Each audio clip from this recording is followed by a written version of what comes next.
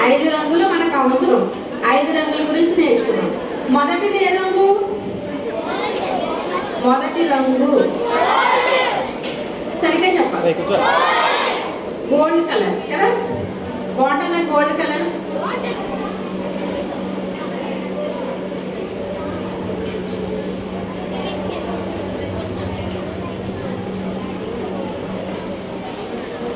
చూడండి ఎలా ఉంది.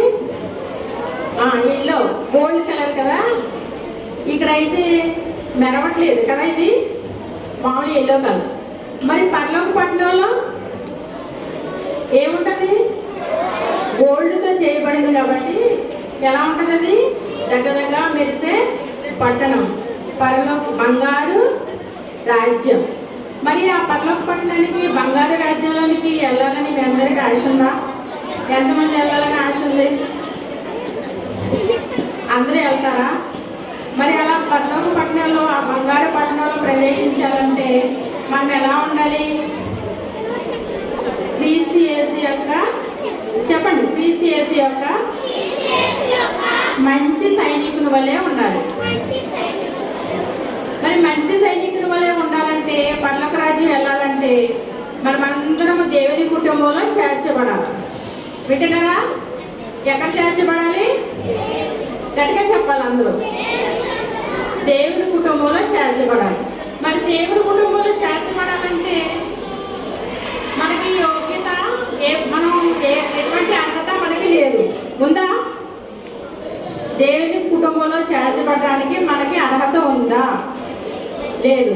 ఎందుకు లేదు? మనమంతా ఎవరో పాపం చేస్తాం కదా. మన హృదయం అంతా పాపంతో నిండిపోయింది. ఇదేం కలరు? బ్లాక్. దేనికి గుర్తు? పాపానికి గుర్తు. ఇలాగే మన హృదయం కూడా నల్లగా అయిపోయింది కదా పాపాన్ని బట్టి. మరి ఇలా పాపంతో నిండిపోయింది. మరి దేవుని కుటుంబంలో చేర్చబడడానికి మనకి ఎట్టి అర్హత లేదు. మరి ఎట్లా? ఇప్పుడు ఇక్కడ చూడండి, అంత బ్లాక్ కలరే కనబడుతుందా? ఎక్కడైనా మధ్య మధ్యలో తెల్లగా ఉందా? ఉందా తెల్లగా? తెల్లగా అస్సలు లేదు కదా, మొత్తం నల్లగా ఉంది. అంటే మన హృదయంలో కొంచెం పరిశుద్ధత కూడా లేదు. అవునా? అవునా కాదా? కొంచెం పరిశుద్ధత కూడా లేదనమాట. మరి ఎట్లా? మరి ఇలాంటి హృదయంతో మనం పరలోక రాజ్యంలో చేరలేము.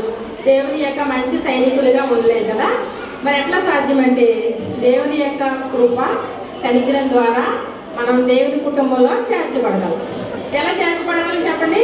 దేవుని కృప, చెప్పండి అందరూ, కనికరం ద్వారా దేవుని కుటుంబంలో చేర్చబడగలం. మరి దేవుని కుటుంబంలో చేర్చబడాలంటే ఆ కృప, కనికరం దేవుడు ఎలా ఇచ్చాడు, దేవుడు మన కోసం ఏం చేశాడు, దేవుని కుటుంబంలో చేర్చడానికి మనం ఏం చేయాలో ఇప్పుడు నేర్చుకుందాం. ఓకేనా?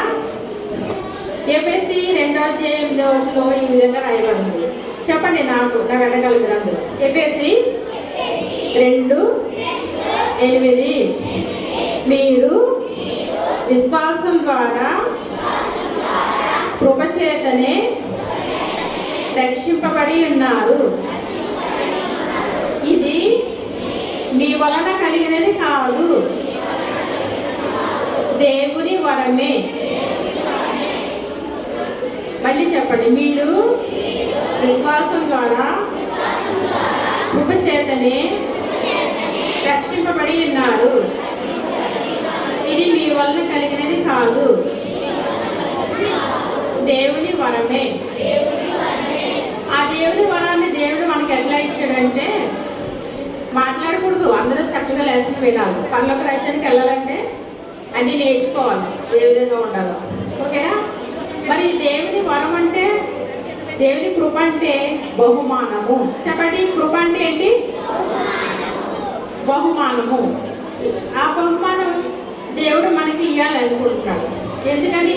ఆయన కుటుంబంలో చేర్చడానికి దేవుడు ఒక బహుమానాన్ని మనకి ఇవ్వవచ్చున్నాడు. మీ అందరికీ కావాలా బహుమానం?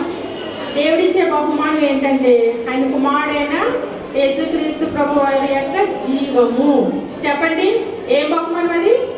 యేసుక్రీస్తు ప్రభు యొక్క జీవాన్ని మనకి ఇవ్వడానికి మనకి ఇస్తాడనమాట. అదే దేవుడిచ్చే బహుమానం. అది ఎలా వస్తుంది మరి? మన క్రియల ద్వారా వస్తుందా? రాదు. ఎందుకని? మన హృదయం పాపంతో నిండింది కాబట్టి మన క్రియల వలన అది సాధ్యం కాదు. మరి ఎట్లా సాధ్యం? దేవుని యొక్క కృప ద్వారానే సాధ్యం. అది మనం విశ్వాసం ఉంచాలి. ముందు ఏమైనా విశ్వాసం ఉంచాలి? దేవుడు మన కొరకు ఏమైతే చేశాడో సిలువలో దాన్ని నమ్మటమే విశ్వాసం ఉంచాలి. ఇప్పుడు దేవుని కుటుంబంలో చేర్చబడిన ఒక వ్యక్తిని గురించి నేర్చుకున్నాం. ఓకేనా? ఒక దావీదు ఉన్నాడు. దావీదు తెలుసా మీ అందరికీ? దావీదు గురించి తెలుసా? దావీదు ఎవరు?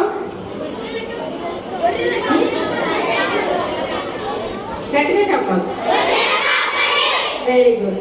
దావీదు ఒక గొర్రెల కాపరి. అయితే దావీదుకి ఒక ఫ్రెండ్ ఉన్నాడు. మీ అందరికి ఫ్రెండ్స్ ఉన్నారా? ఫ్రెండ్స్ ఉంటారు కదా. బెస్ట్ ఫ్రెండ్ ఉన్నారా మీకు? బెస్ట్ ఫ్రెండ్ ఏం చేస్తారు? మీరు అన్నీ పంచుకుంటారు కదా మీ విషయాలన్నీ. అలాగే దావీదు కూడా ఒక ఫ్రెండ్ ఉన్నాడు. బెస్ట్ ఫ్రెండ్ అనమాట. మంచి స్నేహితుడు, ప్రాణ స్నేహితుడు. ఎవరు? అతని పేరేంటి? దావీదు ఫ్రెండ్ యోనాతాను. యోనాతాను దావీదు మంచి స్నేహితులు. చెప్పండి, మంచి స్నేహితులు, ప్రాణ స్నేహితులు అన్నమాట. అయితే వాళ్ళిద్దరూ చక్కగా కలిసి ఆడుకునేవారు చిన్నప్పటి నుంచి. మరి యోనాతాను ఎవరు? రాజకుమారుడు. దావీదు గొర్రెల కాపరి, యోనాతాను రాజకుమారుడు. రాజగృహంలోకి ఎలా అయినాడు దావీదు? గొలియాతుని చంపడం ద్వారా దావీదు చిన్నప్పుడే ఎవరిని చంపాడు? గొలియాతుని చంపాడు కదా చిన్న బాలుడిగా ఉన్నప్పుడు. అప్పుడు రాజగృహంలో చేర్చబడ్డాడు. ఎవరు? దావీదు. అప్పుడు యోనాతాను ఇద్దరు చక్కగా స్నేహంగా ఉండేవారు, చక్కగా ఆడుకునేవారు. చూడండి, కనిపిస్తుందా? దావీదు, యోనాతాను. దావీదు ఎవరు? గొర్రెల కాపరి. యోనాతాను రాజకుమారుడు. వాళ్ళిద్దరూ స్నేహితులు, ప్రాణ స్నేహితులు. అయితే చక్కగా వాళ్ళిద్దరూ ఆడుకుంటూ ఉండేవారు. రాజుగృహంలో ఆడుకుంటూ ఉండగా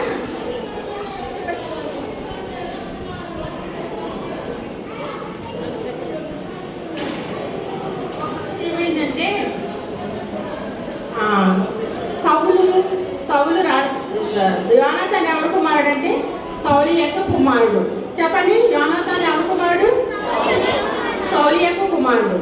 అయితే దావీదు చాలా యుద్ధాల్లో జయించి ఇశ్రాయేలు దేశానికి విజయాన్ని తెచ్చేవాడు. తెస్తా ఉంటే అప్పుడు దావీదు పేరు చాలా ప్రసిద్ధికి ఎక్కుతుంది అనమాట. చాలా గొప్ప పేరు వస్తుంది దావీదు. అప్పుడు చూసి సౌలుకి అసూయ వస్తుంది అనమాట. ఎందుకని? సౌలు తర్వాత రాజు ఎవరు అవ్వాలి? యోనాతాను. తన కుమారుడు రాజు అవ్వాలని సౌలుకి ఆశ అనమాట. అయితే దావీదు ఎక్కువ ప్రసిద్ధి చెందుతాడు కదా, దావీదే రాజు అయిపోతాడని సౌలు రాజుకి ఏమొచ్చింది? అసూయ వచ్చింది. అసూయ అంటే అది పాపం అనమాట. తెలుసా మీకు? పాపం గురించి నేర్చుకున్నారు కదా. ఫస్ట్ రోజు దేని గురించి నేర్చుకున్నారు మీరు? ఆదాము ఏం పాపం చేశారు? చెప్పండి. దేవుని ఆజ్ఞను అతిక్రమించారు. అంటే దేవుడు చెప్పిన మాట వినలేదు. చెప్పిన మాట వినకపోవడం కూడా పాపమే. తర్వాత రోజు ఏం నేర్చుకున్నారు? తర్వాత రోజు సెకండ్ రోజు అమ్మాయి గ్రేప్స్ తినేస్తుంది కదా, డబ్బులు ఇవ్వకుండా వాళ్ళ మమ్మీ కొంటే ఆ కొన్నాయి కాకుండా వేరే గ్రేప్స్ తినేస్తుంది. ఎలా తింటుంది? దొంగతనంగా కదా. దొంగతనం కూడా పాపమే.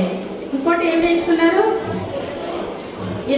ఇద్దరు గొడవ పడుతున్నారు కదా, ఒకరినొకరు కొట్టుకుంటున్నారా, అది కూడా పాపమే. ఇలాంటి చిన్ని అన్నీ కూడా పాపాలే. చిన్న మీరు అనుకుంటారు, మేము అనుకుంటాం మేము చిన్న పిల్లలం కదా, మేమేం పాపం చేయలేదు అని అనుకుంటాం. దొంగతనం చేస్తారు. మన కాని వస్తువు తీసుకుంటే అది దొంగతనం. ఇతరుల మీద అసూయ పడటం అది కూడా పాపమే. ఓకేనా? చెప్పిన మాట వినకపోవడం కూడా పాపమే. మీరు సైలెంట్గా కూర్చోండి, అల్లరి చేయొద్దు అని చెప్పాను. ఆంటీ లెసన్ జాగ్రత్తగా వినమన్నారా? వింటున్నారా? మీరు వినట్లేదు, అల్లరి చేస్తున్నారు. అది కూడా ఏంటి? పాపమే మరి.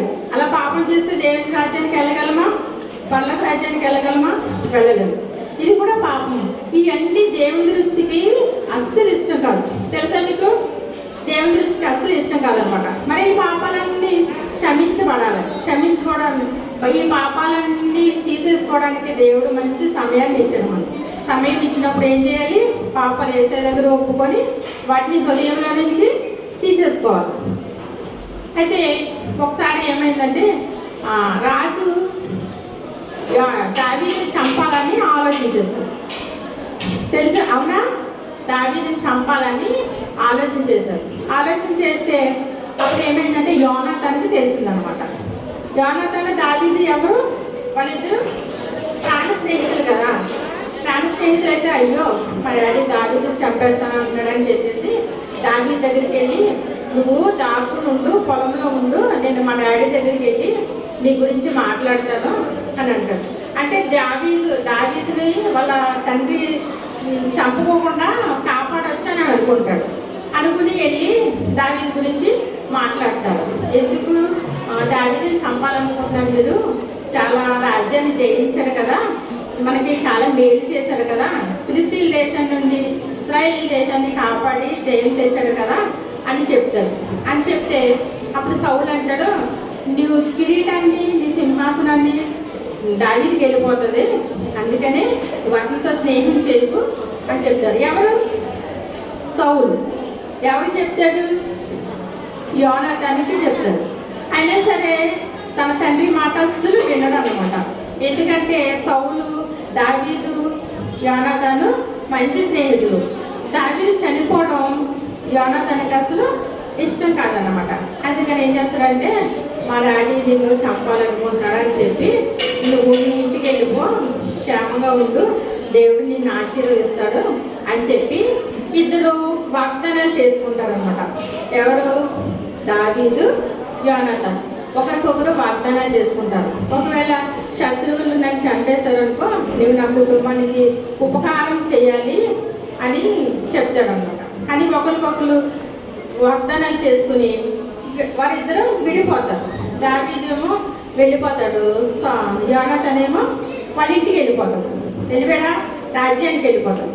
వెళ్ళిపోయిన తర్వాత 6 సంవత్సరాలు అయిన తర్వాత ఇశ్రాయేల్ దేశం మీదకి యుద్ధం వస్తే ఆ యుద్ధంలో సౌలు రాజు, ఆయన కుమారుడైన యోనాతాను యుద్ధానికి వెళ్ళారు. వెళ్తే యుద్ధంలో రాజు చనిపోతాడు, కుమారుడు కూడా చనిపోతాడు. యోనాతాను చనిపోయిన తర్వాత రాజు చనిపోతే అప్పుడు ఏమవుతుంది? ప్రజలందరినీ శత్రువులు వచ్చి చంపేస్తారు కదా. చంపేసినప్పుడు అందరూ పరిగెత్తికి వెళ్ళిపోతారు అన్నమాట, పారిపోతూ ఉంటారు. రాజ్యంలో ఉన్న ప్రజలందరూ పారిపోతూ ఉంటుంటే అప్పుడు యోనాతానుకి ఒక చిన్న బాబు ఉంటాడు. అంటే 5 years అనమాట. ఎంత బాబు ఉంటాడు? ఎన్ని ఇయర్స్? 5 years. ఆయన పేరు మెఫీబోషెతు. చెప్పండి. మెఫీబోషెతు ఎవరు కుమారుడు?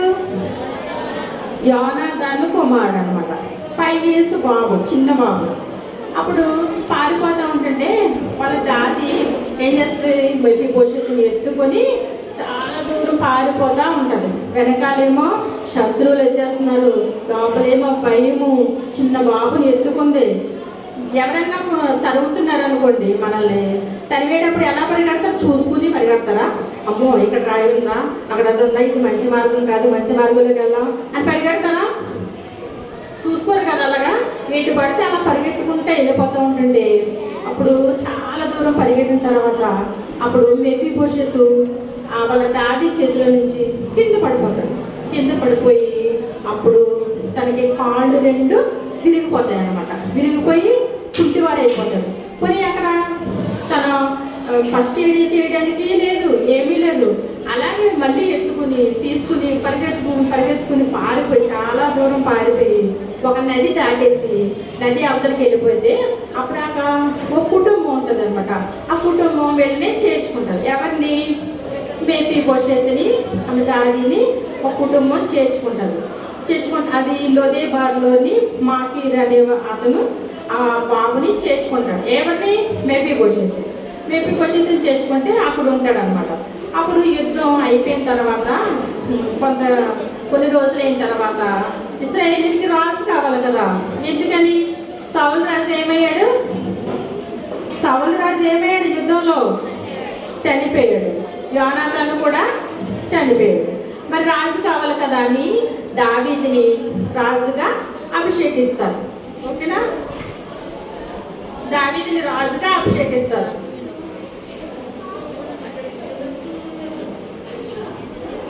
దావీదుని రాజుగా అభిషేకిస్తారన్నమాట. అభిషేకించిన తర్వాత వీళ్ళు అనుకుంటారు, ప్రజలు ఇశ్రాయేలీయులు అనుకుంటారు దావీదుని మేమే రాజుగా అభిషేకించామని అనుకుంటారు. కానీ కాదు కదా. దావీదు చిన్నప్పుడే దేవుడు దావీదుని ఏం చేశాడు, అభిషేకించాడు అనమాట. ఎందుకంటే తన ప్రజలను చక్కగా పాలించాలని దేవుడు ముందే అభిషేకించాడు. అది సరే, రాజు అయిన తర్వాత అప్పుడు చాలా సంతోషంగా ఉన్నాడు. ఎవరు? దావీదు. రాజ్యంలో చాలా సంతోషంగా ఉన్నప్పుడు ఏమైతుందంటే అప్పుడు యోనాతానుతో చేసిన వాగ్దానం గుర్తొచ్చి ఏమన్నాడు, ఈ కుటుంబానికి నేను ఉపకారం చేస్తానని చెప్పాడా. దావీదు యోనాతాను ఇద్దరు ప్రమాణం చేసుకున్నారు కదా. అప్పుడు గుర్తొచ్చి అమ్మో, నేను సౌలు కుటుంబంలో ఎవరైనా ఉంటే వాళ్ళకి ఉపకారం చేయాలి యోనాతాను కుటుంబానికి అని. అప్పుడు ఏం చేస్తాడంటే రాజు సేవకుల్లో ఒక సీబా అనే ఒక అతన్ని పిలుస్తాడు. షీబాని పిలిచిన తర్వాత అతను వస్తాడు. నేను రాజు కుటుంబంలో ఎవరైనా ఉన్నారా నేను ఉపకారం చేయడానికి అంటే అప్పుడు సీబా చెప్తాడు, యోనాతాను కుమారుడు ఉన్నాడు, అతనికి కాళ్ళు 2 లేవు, అతని కుంటివాడు, పలానా చోట లోదేవారిలో ఉన్నాడు, మాకిరేంట అని చెప్తే సరే అయితే ఈ మెఫీబోషెతుని తీసుకురండి అని కొంతమంది సైన్యాన్ని పంపుతాడు అనమాట. కొంతమంది దాసులు పంపిస్తే ఆ దాసులు వెళ్తారనమాట. ఎక్కడికి వెళ్తారు? మెఫీబోషెతు దగ్గరికి వెళ్తారు. వెళ్ళిన తర్వాత రాజు నిన్ను రమ్మన్నాడు, రాజ్యంలోనికి రమ్మన్నాడు అని చెప్తే వాళ్ళు ఏం చేస్తారంటే అప్పుడు మెఫీబోషెతుకి చాలా ఆశ్చర్యం వేస్తుంది. ఏంటి రాజు నన్ను రమ్మడం ఏంటి అని అనుకుని ఆశ్చర్యపోతాడు. ఆశ్చర్యపోయిన తర్వాత అప్పటికి సౌలు కుటుంబంలో అందరినీ చంపేస్తున్నారు కాబట్టి అమ్మో నన్ను కూడా చంపేస్తాడేమో అని అనుకున్న తర్వాత మళ్ళీ అనుకుంటాడు రాజు ఎందుకు రమ్మన్నాడు అని చెప్పేసి. రాజు ఆజ్ఞ కదా, రాజ్ఞ ఆపిస్తే వెళ్ళాలి కదా అనేసి అప్పుడు బయలుదేరి వస్తాడు. రాజు సింహాసనం దగ్గరికి వస్తాడు. వచ్చిన తర్వాత ఏం చేస్తాడంటే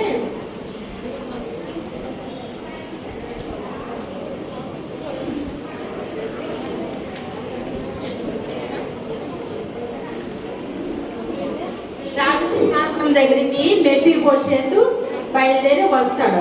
వచ్చిన వెంటనే ఏం చేస్తాడంటే నమస్కారం చేస్తాడు. ఎవరికి? దావీదు రాజుకి నమస్కారం చేస్తాడు మెఫీబోషెతు. నమస్కారం చేసిన తర్వాత అప్పుడు చాలా భయపడిపోతూ ఉంటాడు అనమాట మెఫీబోషెతు. ఎందుకంటే రాజు కదా, నేను కుంటివాడిని కదా, నన్ను ఎందుకు రాజులోనికి రమ్మన్నాడు రాజు అనేసి అని అనుకుంటాడు అనమాట. నన్ను సేవకుడిగా ఉంచుకుంటాడేమో అని అనుకుంటాడు. అయితే మెఫీబోషెతు భయపడుతున్నాడని దావీదు గ్రహించి అంటాడు మెఫీబోషెతు అని పిలుస్తాడు. అప్పుడు చిత్తము నేనున్నానని మెఫీబోషెతు అంటాడు. నువ్వు భయపడొద్దు, నేను నీకు ఎటువంటి హాని చేయను, నీకు ఉపకారం చేయడానికే నేను నిన్ను పిలిచాను అని అంటాడు. అప్పుడు చాలా సంతోషపడతాడు. ఎందుకంటే తనెవరు? మెఫీబోషెతు రాజకుమారుడే, రాజు కుటుంబంలోనే ఉండాలి. కానీ తనకి ఎంత దీనమైన పరిస్థితి వచ్చిందో చూడండి. రాజు కుటుంబంలో నుంచి పారిపోయాడు, వేరే చోటకి వెళ్ళిపోవాల్సి వచ్చింది, తన కుటుంబాన్ని విడిచిపెట్టాల్సి వచ్చింది. తనకి ఆరోగ్యం కూడా సరిగ్గా లేదు కదా, 2 కాళ్ళు కూడా సరిగ్గా లేదు.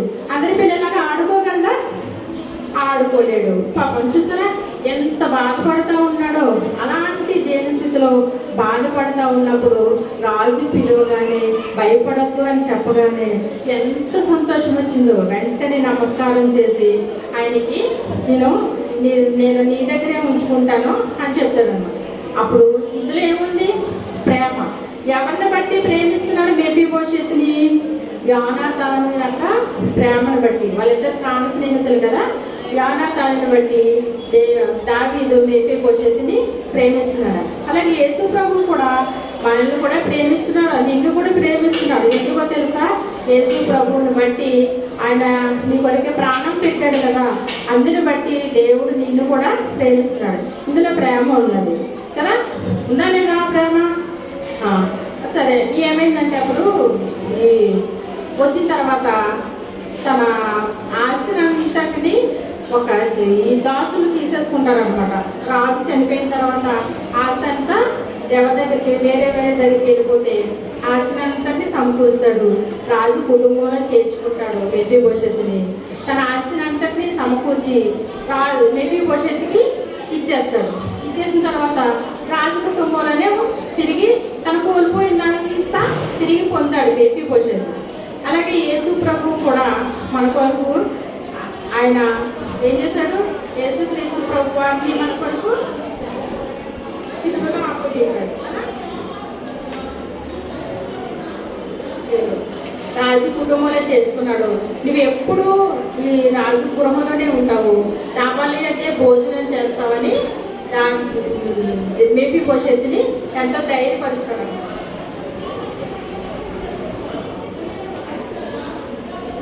మెఫీబోషెతుని ఎంతో ధైర్యాన్ని ఇచ్చాడు. మరి మెఫీబోషెతు తన కోల్పోయింది రాజగృహంలో నుండి చక్కగా రాజగృహంలోకి వచ్చాడు, ధనవంతుడయ్యాడు. మెఫీబోషెతు తన కోల్పోయిందంతా తిరిగి పొందాడు అనమాట. అలాగే మనం కూడా మన కోసం కూడా యేసు ప్రభు ఏం చేశాడంటే, మన పాపం వల్ల మనం దేవుని యొక్క మహిమను పోగొట్టుకున్నాం. అది అంతా తిరిగి పొందాలంటే రోమ 6:23 రాయబడింది. ఎలాగనగా పాపం వల్ల వచ్చి జీతము మరణం. ఆ మరణాన్ని యేసుప్రభు తీసుకుని మన కోసమే యేసుప్రభు శిలువలో మరణించి తన ప్రాణాన్ని పెట్టి 3వ దినాన తిరిగి లేచాడు అనమాట. ఎవరైతే నీ పాపాలు యేసు దగ్గర ఒప్పుకుంటారో వాళ్ళందరినీ దేవుడు ఏం చేస్తాడు? రక్షిస్తారన్నమాట. ఆయన కుటుంబంలో చేర్చుకుంటాడు. మరి మీ అందరికీ పరలోకం వెళ్ళాలని ఆశ ఉందా? దేవుని కుటుంబంలో చేర్చబడతారా? దేవుని కుటుంబంలో ఏముంటుంది? పరలోక రాజ్యం ఏముంటుంది? చక్కగా చేసే సింహాసనం దగ్గర దగ్గరగా మెరిసి ఆ పరలోక రాజ్యంలో ఎప్పుడు నిత్యము. ఇక్కడ వీకేస్ ఉన్నప్పుడు 5 డేసే ఉంటాం కదా దేవుని సన్నిధిలో.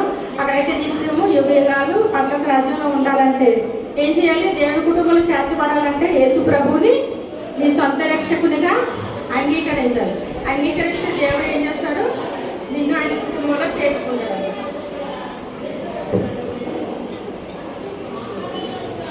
యేసయ్య ఎలా చేర్చుకున్నాడో నిన్ను కూడా ఈ విధంగానే చేర్చుకుంటాడు. కానీ పాపాలు ఒప్పుకుంటావా? యేసయ్య దగ్గర యేసయ్య పిలుస్తున్నాడు, రండి. యేసు ప్రభు పిలుస్తున్నాడు, రండి పిల్లలారా నీ హృదయాన్ని నాకు ఇవ్వండి అని పిలుస్తున్నాడు. ఇస్తారా మరి మీ హృదయాన్ని యేసయ్యకి? నీ చిన్ని హృదయానికి యేసయ్యకి ఇస్తావా? నీలో ఉన్న సర్వము యేసయ్యకి ఇస్తావా? యేసుక్రీస్తు సైనికుల వలె జీవిస్తావా? చెప్పండి, జీవిస్తారా? యేసుకు కొరకే మహిమకరంగా జీవిస్తావా? అలా అయితే మోకరించండి, ప్రార్థన చేసుకోండి. అందరూ మోకరించండి, కళ్ళు మూసుకోండి, మీ మనసులో ప్రార్థన చేసుకోండి. యేసయ్య, నేను పాపిని, నా పాపాలని రక్తంతో కడగండి, నన్ను పరిశుద్ధినిగా చేయండి, నీవు నాకు హృదయంలోనికి రండి యేసయ్య, నన్ను నీ బిడ్డగా చేసుకోండి అని మీ మనసులో మీరు ప్రార్థన చేసుకుంటే మీరు రక్షింపబడతారు, యేసయ్య కుటుంబంలో చేర్చబడతారు, క్రీస్తు యేసు యొక్క మంచి సైనికులాగా జీవిస్తారు. దేవుడు వచ్చినప్పుడు పరలోక రాజ్యంలోనికి వెళ్తారు. ఎవరు పాపాన్ని ఒప్పుకోకుండా రక్షణ పొందకుండా యేసయ్య రాజ్యంలోనికి ప్రవేశించలేదు.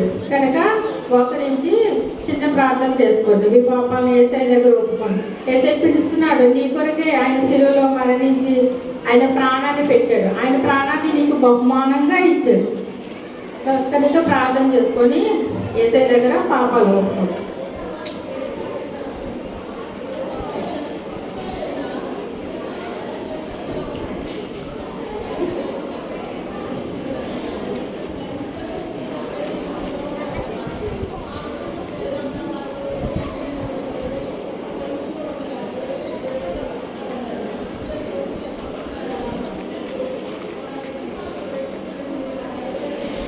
ప్రార్థన కలుపుకోండి అందరూ. ప్రేమగల తండ్రి, జీవంగల దేవ, పరిశుద్ధ ఘనమైన తండ్రి, ఉన్నతమైన శ్రేష్టమైన అత్యున్నతమైన మీ పరిశుద్ధమైన దీపం పొందనాలు స్తోత్రములు చెల్లించుకుంటున్నాను. దినాన్ని ప్రభా దావీదు యోనతాను మరి ప్రాణ స్నేహితులు ఉంటూ ప్రభా యోనతాను చనిపోయినప్పుడు ప్రభా ఆయన ప్రమాణం చేసుకున్న రీతిగా ప్రభా దావీదు తిరిగి మళ్ళీ తన్ని ఏ రీతిగా విభీషితుని రాజు దగ్గర బల్ల భోజనం చేయడానికి నేను దీన స్థితిలో ఉన్న మన విభీషితుని జ్ఞాపకం చేసుకున్న రీతిగా మమ్మల్ని కూడా మీరు జ్ఞాపకం చేసుకుని దీనులు పనికిరాని వారము అపవిత్రులమైన మమ్మల్ని కూడా ప్రేమించి ప్రభా ఈ లోకంలో ప్రభా మమ్మల్ని కూడా జ్ఞాపకం చేసుకుని పరలోకపు తండ్రివి నీ దగ్గర మేము నీ సదాకాలం నీతో ఉంటామన్న శుభప్రదమైన నిరీక్షణ మాకు ఇచ్చారు ప్రభా. ఈ లెసన్ ద్వారా కూడా మాతో మాట్లాడుతూ వచ్చిన నీ ప్రేమకే వందనాలు స్తోత్రములు చెల్లించుకుంటున్నాను. నిన్న వాక్యాన్ని బిడ్డ హృదయాలను భద్రపరచండి, నీరు కట్టండి, ఫలింపులోనికి తీసుకురండి ప్రభా. సహాయం చేయమని నువ్వు చేసిన మేలు ఉపకారాలను బట్టి నువ్వు చేసిన గొప్ప కార్యాలను బట్టి నేను స్తుతిస్తూ కనపరుస్తూ యేసయ్య పరిశుద్ధ నామములో స్తుతించి ప్రార్థించి వేడుకుంటున్నాను తండ్రి.